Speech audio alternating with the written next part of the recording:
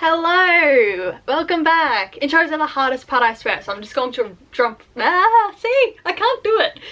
Pain, you break me down, you build me up, believer. Hello, welcome back. Long time no see. I don't think I've made a video since I went to America with Rachel, and it is January now. That was in, I think, September. But I'm back, and it's with a pageant video. So, I have a new title. I'm going back to International Junior Miss again, my favourite, in like the best sash in the world, besides the international ones. Like, come on. It's got, you can't even see! There we go, look at that. Like, rhinestones, so beautiful. I will be returning back to International Junior Miss as Miss Victoria Australia. We have a new Miss member of our group, and that is Brooke. She took over my title, Miss Australia, because you can't go like 2 years in a row with the titles.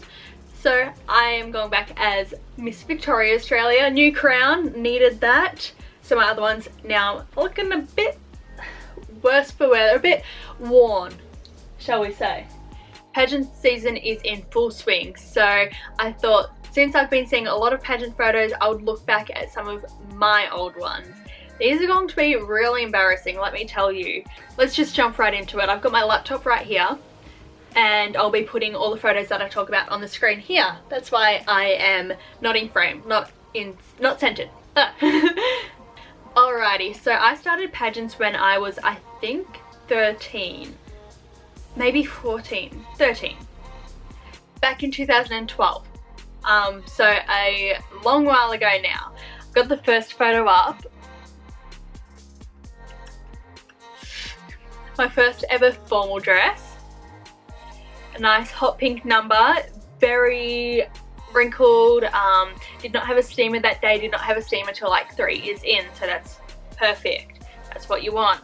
I did my hair and makeup myself. For doing my own hair and makeup, it's okay being 12. It's okay for a 12-year-old at her first pageant, okay? Look at that posture though. There's a better shot of my hair. Really good posture. We actually have that photo on a canvas. Mum put it on a canvas, and it's in the lounge room. Or actually no, she just took it down and replaced it with like a cactus or something in a desert. So obviously not that good. Now this photo gets me every single time. That was my first casual wear, and let me run you through this outfit. So we have a nice white singlet with frills across the top. We then have a frilly white scarf with a beanie like just hanging onto my head. A nice pair of flats with a bow and rhinestones, and bright red jeans. Let me tell you, the jeans, there's a story behind them. So they were from Factory.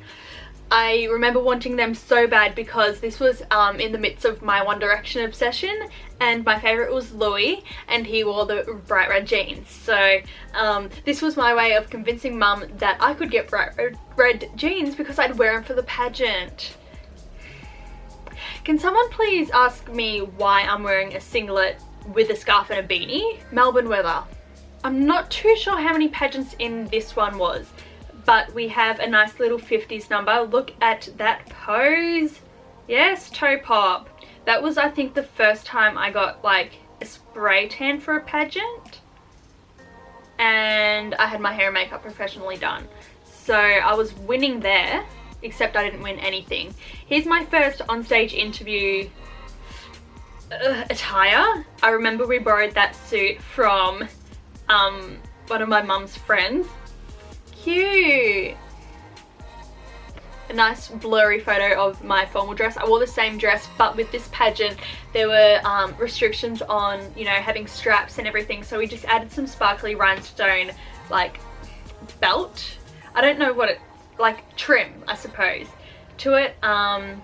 You know, good as gold, don't you worry. That $200 dress that we thought was like really expensive got its money's worth.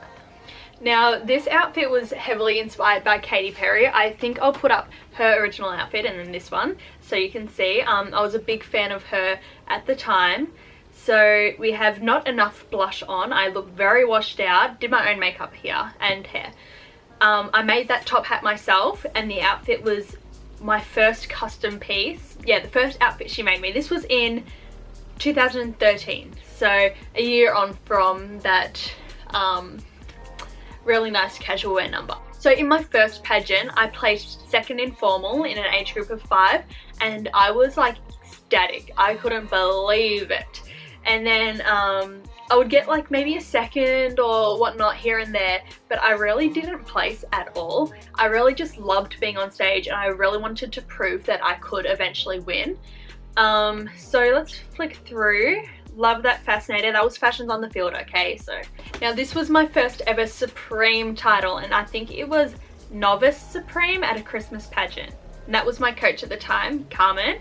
That was at the end of 2013. So we got there in the end. Literally, okay, so my first Supreme title I won 2 years in. But I didn't do many pageants. There were so many girls that would do so many more pageants than me. They got more stage time, but it just like, pageants are expensive. It wasn't really in the budget at the time, and also not a priority, but I loved doing it. So I would practice a lot. I had no idea what I was doing, but I just did it my best. Gave it my best shot. This dress I loved. It was a Sherry Heel couture. I don't know how to say it. I don't know, it's my Australian coming out. Couture. Second, third, like it had been passed down so many times, I'm guessing, because we got it really cheap off one of our pageant friends. So that's the pageant where I won the Novice Supreme, and I remember not bringing a hairbrush to that pageant. So my pageant coach did my hair for me and did it without a hairbrush. So kudos to her. Looking as pale as ever, no spray tan there. I remember she was like, did you wear a top when you got a spray tan? And I was like, I didn't tan, because I had like tan lines. She's like, oh. A nice little hot pink interview suit there. I remember I didn't do well. I don't know what I'm saying here. Oh, that's right. I had my favorite movie down as Harry Potter, still, you know, to this day.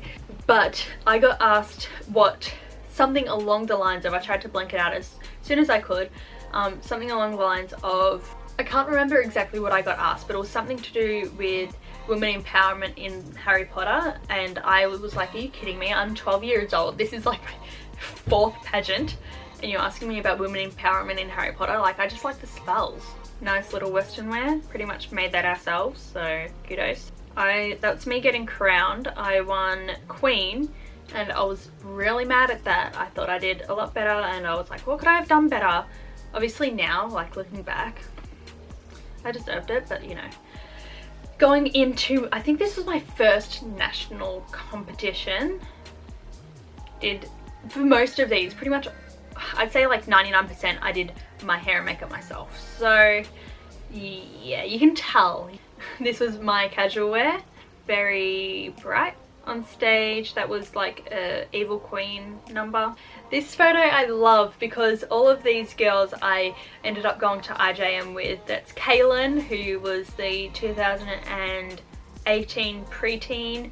There's Rachel, who is the current international teen title holder, and this was like the first time I really met them. And then we've got Emily, who I went to IJM with as well. And that was actually the first time I won something overall against really hard competition, and that was spokesmodel. So that was my first spokesmodel win, and now look behind me, I've got 2 international spokesmodel sashes. So there's Kaylin crowning me. Look how teeny she is, and now she's taller than me. And yeah, overall I did really well at that pageant. I won Queen of my age group, and that pageant there was only, I think, 3 Supreme titles, so it was very hard to even win Queen. There's a nice photo of me as a teen with my braces. That was just a very small competition. I thought I did well and did not do well, didn't place at all. Love a nice fluorescent rainbow fun fashion there. That was actually my favorite, and everyone loved that. You wouldn't see me wearing that today, but you know, times have changed. Me being crowned, that was at another national pageant, and I just started getting in shape, getting really healthy and exercising, so people didn't even recognize me at that pageant. I had a little bit of a hiatus and then came back and looked like this. People didn't recognize me. Casual wear, that casual wear won me, I think, nearly every time that I wore it. So yeah, it's got a special place in my heart, and I wore that at internationals my first year. I loved this outfit. Sparkle Stitches made this one as well, the one who made my America themed outfit, and this had like Velcro on the side, and I would go behind this giant cupcake, sort of like imitating what Katy Perry did in like changing her costumes on stage, and I ripped it off and I had the American one underneath. So this was like an ice cream sundae inspired by this outfit here, so that was really cool. So this was my like I think first overall title, but it was a smaller competition, but it still meant so much to me. And this was when International Junior Miss came to Australia for the second time, I think. So I met the then current International Miss, and I was just like starstruck. And I was judged by the directors of International Junior Miss, so it was really cool that I sort of won that. It was really cool. It's really cool, apparently. Okay, so guess what? My camera went flat. Classic Raena move. Let's just continue on. I teased my hair a bit more, and the shot is probably way different, but we're going to roll with it, okay? I wore this outfit once because it was on the Gold Coast, and Gold Coast is theme park capital of Australia. I loved this. I wore it once and then realised that I literally won't like be able to wear it again. This outfit I pretty much got all together myself. So I made the skirt. My dad got that circle hoop made. It was like clear plastic. It's got a better name. I'm not sure what the name is. We brought the corset, I rhinestoned it, added the straps. I got pretty much all of it, I think, from eBay. So there you go. One of my favorite, it was definitely back then, one of my favorite fun fashions. It was a Sherry Hill.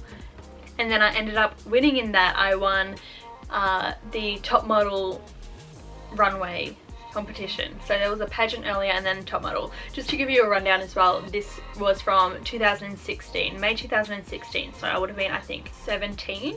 This was, I think, my first overall win in a bigger competition, but then again, it wasn't a pageant. I was always like, oh, when I win overall, and then when I won overall, I was like, in a big competition, and then it was like, in a pageant. So it's like, nothing was ever good enough for me, but it was also an amazing achievement because I never really won anyway. This was my first ever Ultimate Grand Supreme. In that red dress, I just sold that.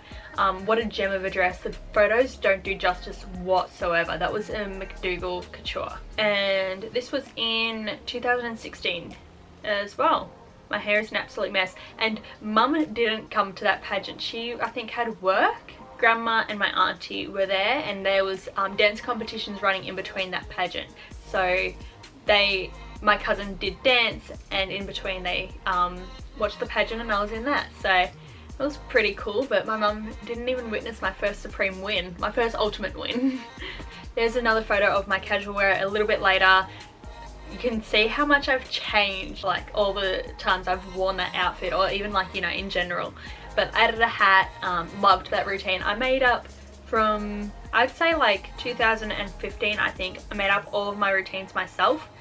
So they sort of held a special place in my heart. And this routine, I still know. And if I were to go back into Glitz Pageants, I would just do this routine and like change the music or something, because it did really well. There's me getting crowned. That was a national competition, and I won Grand Supreme in that one. This was at the International Junior Miss Australia event that we had to go to in order to qualify for internationals, and this was my spokesmodel. I only wore that dress that one time, and it is actually such a nice dress. So, and I am selling it, so if you want it, DM me. Oh, there's a crowning photo of me and Ava. You've seen Ava maybe a bit in my vlogs, and that was when she won the International Junior Princess title. And I won that top model of the day event again, so that was an overall win as well. This was another pageant. This was 2018, so I think this was my last Glitz pageant. I think so. And I won Ultimate, and that was right before I headed off for internationals for the first time, so that was a bit like stage practice.